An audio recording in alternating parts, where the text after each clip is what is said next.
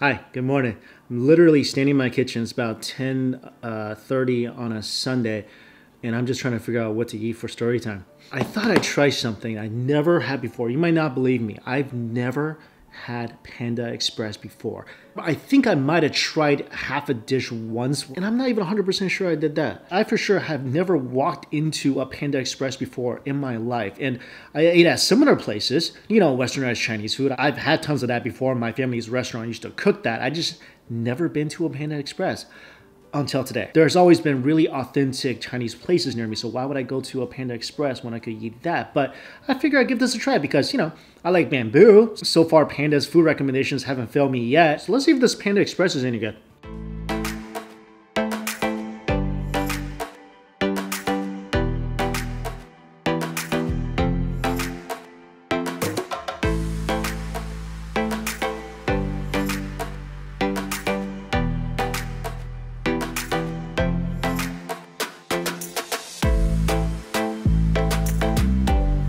Here we are. I ordered every single dish on the Panda Express menu except for the white rice. I don't know how many of you guys do this, but I never order white rice because you can just cook it at home for way cheaper and it tastes better and it's fresher. So this is it. This is the entire Panda Express menu sitting in front of me. And I even got a fortune cookie, which on their website, they count this as dessert. In my family growing up, we only had westernized Chinese restaurants. So we've always run buffets and every one of them were like stuff like this. So that's why when I could actually eat authentic Chinese food, which in my opinion tastes so much better, I never wanted this. And that's why in all the years that Panda Express has been in existence, I've mocked it many times in my videos. I never eaten it. So here we go. Let's see how it is. And by the way, I am starving, so my review of this might be really generous because it's like 1 p.m. right now. I haven't eaten in like 13, 14, 15 hours. I need some food in my stomach. And it's kind of cute. They got all these different boxes. If you're wondering why some of these might be this colored, that's because when the delivery came, obviously I had to disinfect it, and when the alcohol touched this, it just came right off. So the bottom is the family meal, and the top, I guess, little sampler platters that they sell for like $5 each. And these are the two, what we call in Chinese, 主食, or the base dish that I got. So this is the chow mein that they have. Pretty typical looking vegetable chow mein. Yep, this is the fried rice. Oh man, I haven't seen this in so long. Little bits of neon green peas and carrots. This even smells like the fried rice that we used to have at the restaurant. I swear, all westernized Chinese food, I feel like it's all based on the same recipe. They all taste the same, they all look the same. But first, let's start with this. This is crazy. So this is the crab Rangoon. And this is probably one of the most infamous fake Chinese foods out there. It's these little wonton shells and they're stuffed with cream cheese on the inside. Back when we used to own a restaurant, this was my guilty pleasure. I flippin' love this. And I would have to sneak it into my mouth without my mom catching me, because if she sees me eating one of these, I'm getting a rolling pin to the butt. In her mind, this is possibly the worst thing. Well, this and General Tso's chicken are probably the worst thing that you could ever put in your mouth at a westernized Chinese restaurant.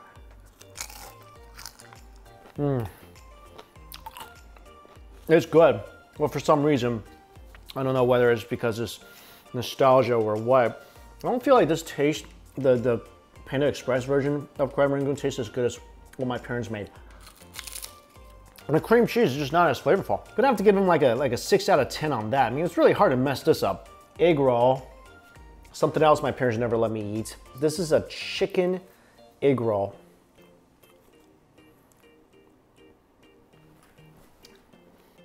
It's like vermicelli, some chicken, some cabbage in here.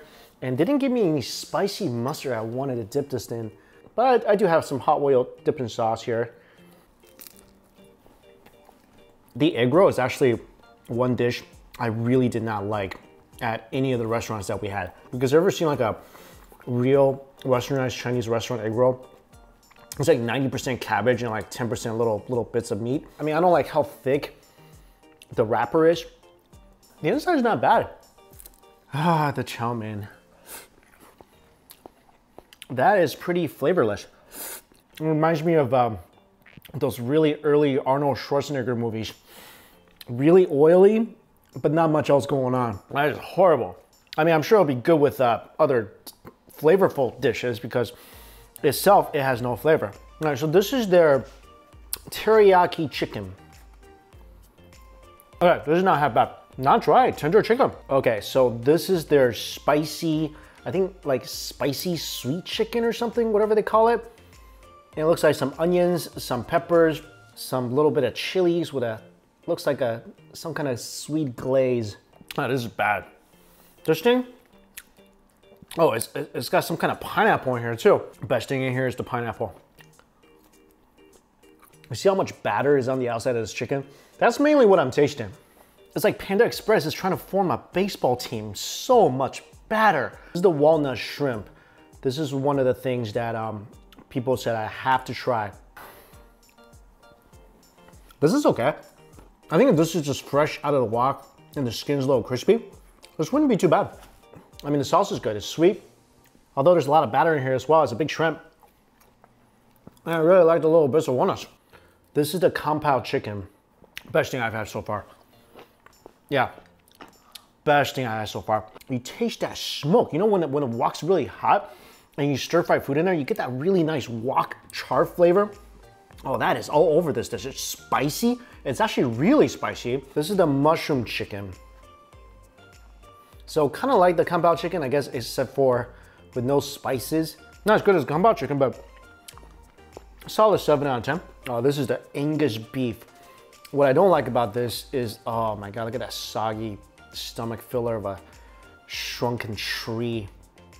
Broccoli right there. Onions, red peppers, big chunks of beef, like massive chunks of beef. The beef is really nice. This will go great with some white rice. This is the spicy Poppin shrimp. Same smoky char flavor from the wok.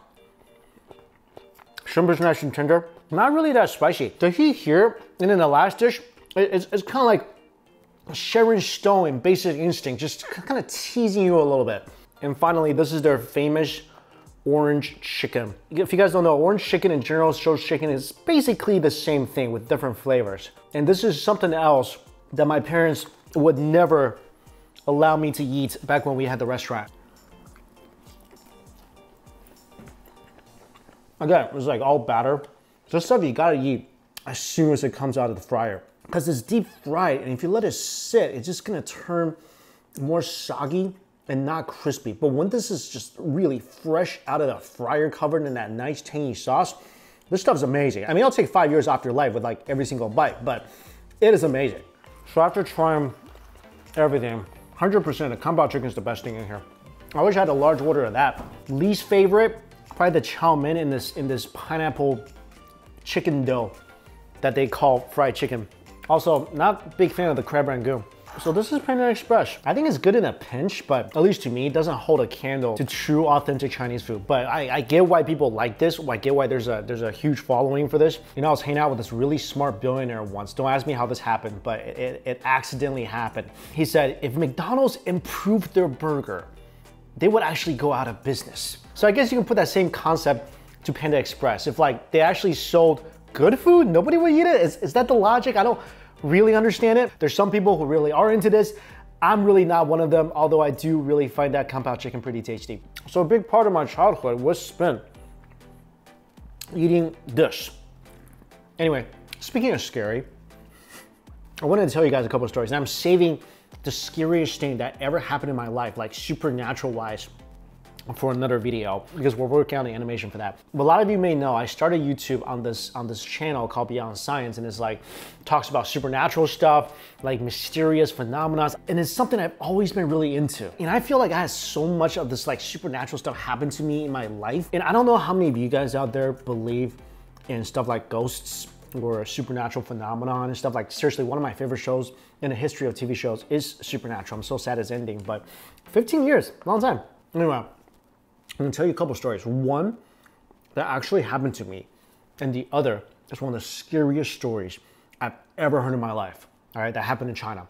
Okay, these are both supposedly true stories. Oh, well, mine's definitely true, but the story I'm gonna tell you about China, what happened in China, that's supposed to be true as well. So if you scare easy, maybe don't watch this at night, grab some food, turn down the lights.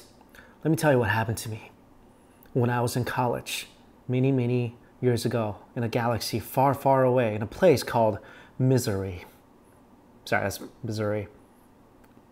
Really no difference. Many of you guys know I went to school at Truman State University. It's in Kirksville, Missouri. And many of our dormitories are known to be haunted. So this happened to me. I can't remember exactly what year it was, but I was an RA or SA, some people, a student advisor, resident advisor, whatever you want to call it. As an RA, we had to go on these things called rounds. All right, so you have to walk through the building like every couple hours when you're on duty, and you got to make sure like no one's being disruptive or there's nothing crazy going on in the dorms.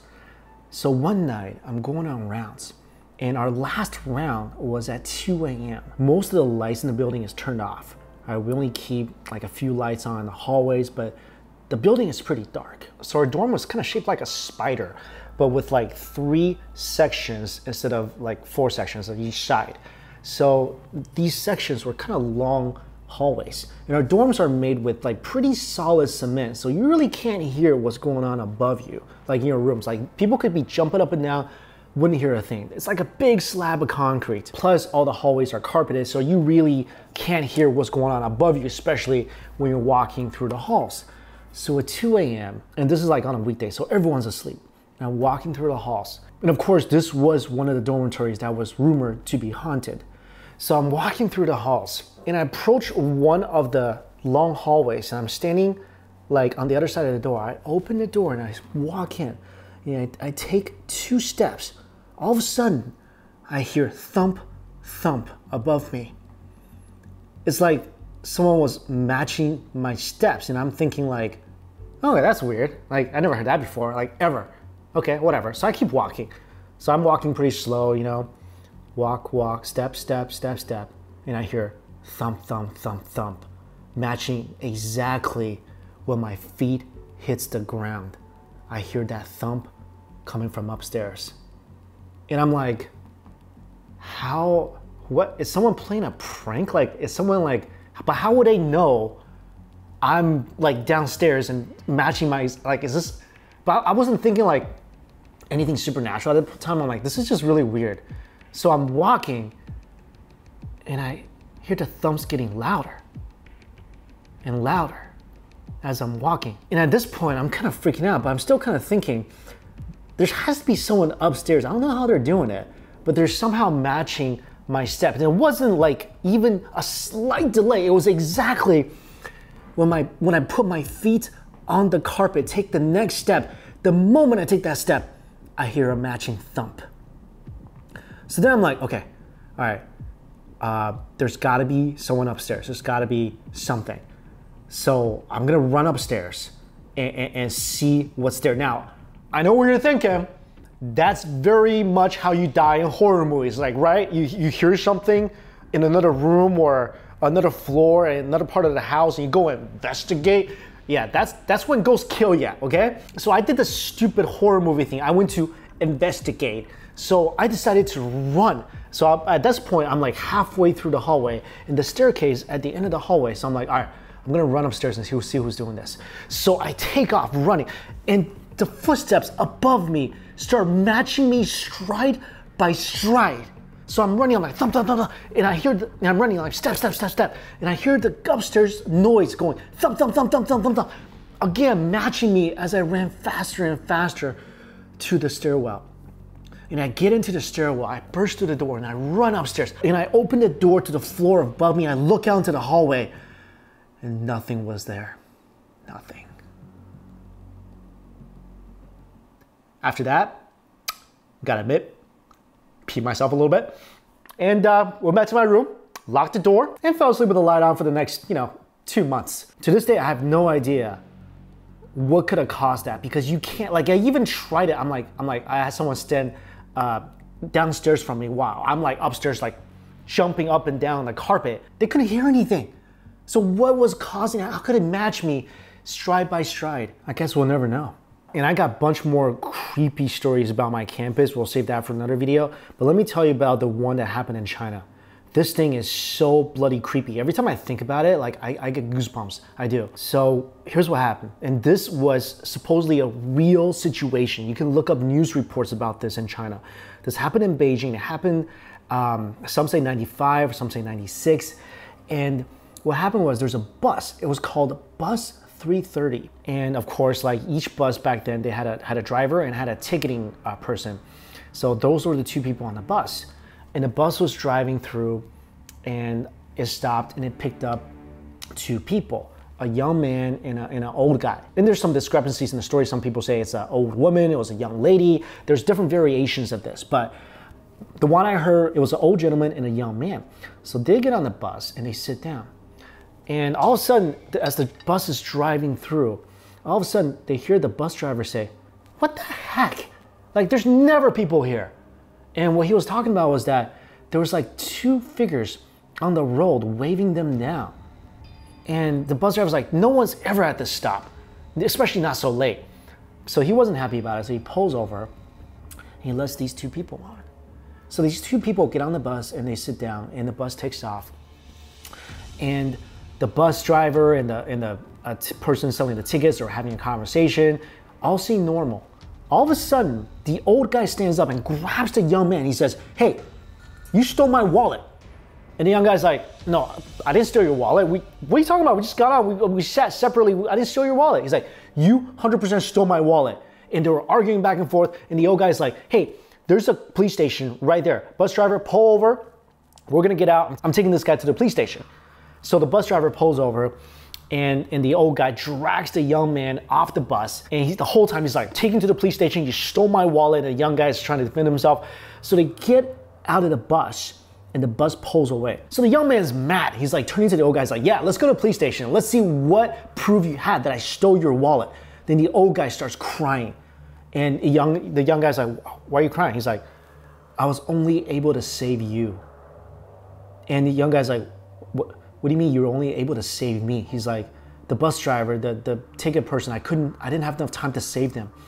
And the young guy's like, again, he's like, "What are you talking about?" And the old guy's like, "Didn't you see the two people who got on the bus and walked to their seats? They weren't walking because they had no feet."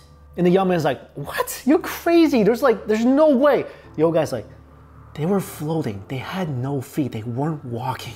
And supposedly they actually went to the police station. They told the police about this. The police, of course, laughed at them or laughed at the old guy. And then this became like a non-factor to them. But the next day, when all the buses were reported and accounted for back at their final destination, only bus 330 was unaccounted for.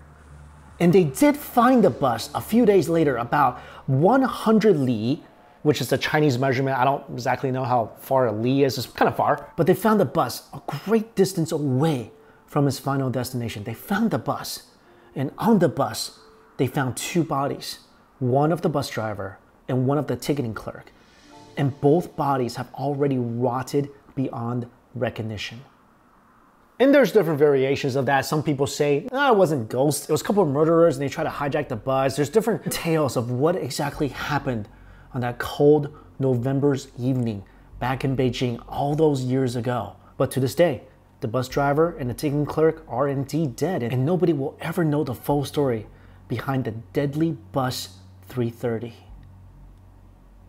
So the takeaway from that story is, when you're sitting on a bus and people are getting on, especially late at night, look at their feet. I mean, ladies, I'm sure you already do that anyway if you're checking out some other girl's shoes, or I don't know what y'all do, but guys, look at their freaking feet, okay? And finally, I just have one question for you guys. What's that behind you? I just wanted to know. Hey, how many of you guys looked? Seriously, how many of you looked? If I scared you, I'm sorry, but not really sorry, because that's scary story time. It says scary story time. You gotta expect scary story time. I'm not gonna jump scare you, but these stories I'm telling you, they're gonna be spooky. So let me know if you actually got scared while I open what Panda Express calls a dessert on their menu.